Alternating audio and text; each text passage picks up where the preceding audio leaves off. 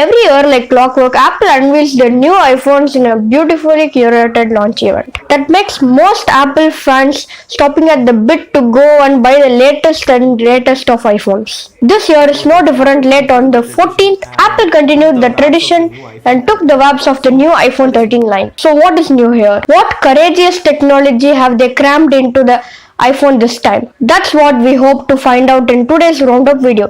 Hey guys, this is Ritik and let's roll. In years past, there always have been an iPhone and an iPhone S variant alternating each year. They have seemed to have done away with that tradition in name alone at least. The iPhone 12 was a design overhaul that had squared off edges that have the iPhone 12 and iPhone 4S look. The iPhone 13 has no such design changes. At a quick glance, it looks very similar to the previous generation. Look close enough and we see that the camera right to the back has some rearrangement of sensors. In a nutshell, the diagonal welcomes you. And the notch is supposedly smaller, but unless we see it in hand, we wouldn't able to judge the claim. The only real change even under the hood for the iPhone 13 is the new A15 bionic chip that claims to have this generation to generation update that Apple usually promises. The A14 was already the most powerful chip in the smartphone. The A15 bionic chip will now slide into that crowd. This also is a 5nm chip like its predecessor for what it's worth. The next change comes in terms of battery. This is a welcome move as the iPhone 12 battery life was nothing to write home about. Apple claims an additional 2.5 hours of use. So that's kind of awesome. The charging speeds however remain the same, both wired and MagSafe, so that's a bummer. They also seem to have revamped the camera setups. It's still at 12 megapixel. This time around the pixel size seem to have gone up from 1.4 microns to 1.7 microns.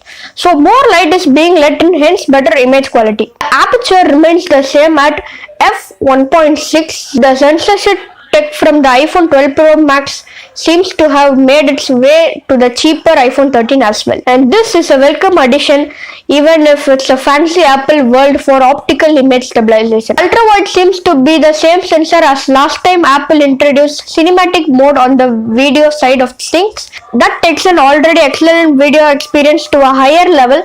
So what's this awesome new feature? It's again a fancy Apple name for autofocus lock that's been on Android for a good while, but Apple's implementation seems to be more intuitive and maintains focus on the subject even when it is moving about. Where there are two or more subjects in the scene, the focus is intelligently based on how the frame is set.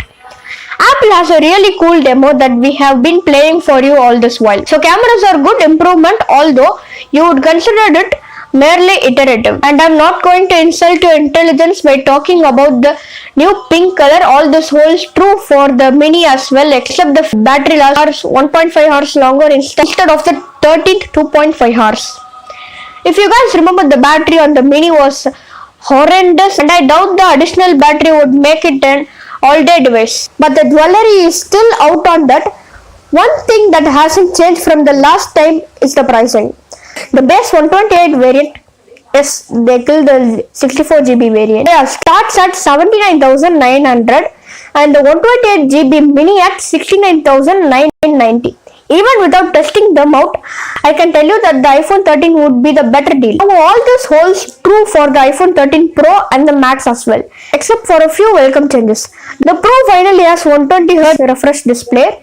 This has been so long in the making that Apple had almost resigned to the fact that Apple equals 60Hz despite Apple debating the stick on the iPad Pro's stunning display. So iPhones finally can go toe to toe with their Android nemesis. This one seems to be an adapted display that varies the refresh rate based on what you are doing. Off time, let's say you are watching a video.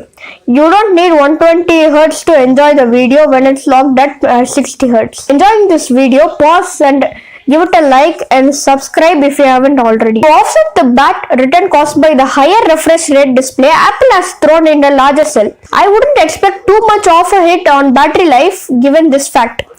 Sadly, it still isn't the time for the world to see an iPhone with a Type-C port. On a side, not how many of you think Apple will go portless before they make one with Type-C.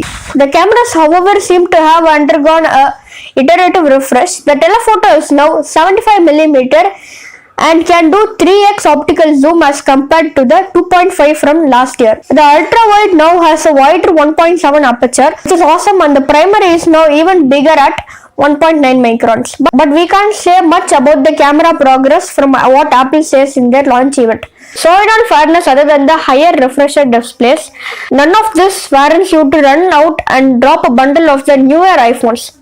I'd say wait and see if the iPhone 14 finally ditches the notch like most of the leaks indicate. With that, we get to the end of this video. Hit that like button if you feel like I deserved it, and subscribe if you haven't already. Until next time, bye.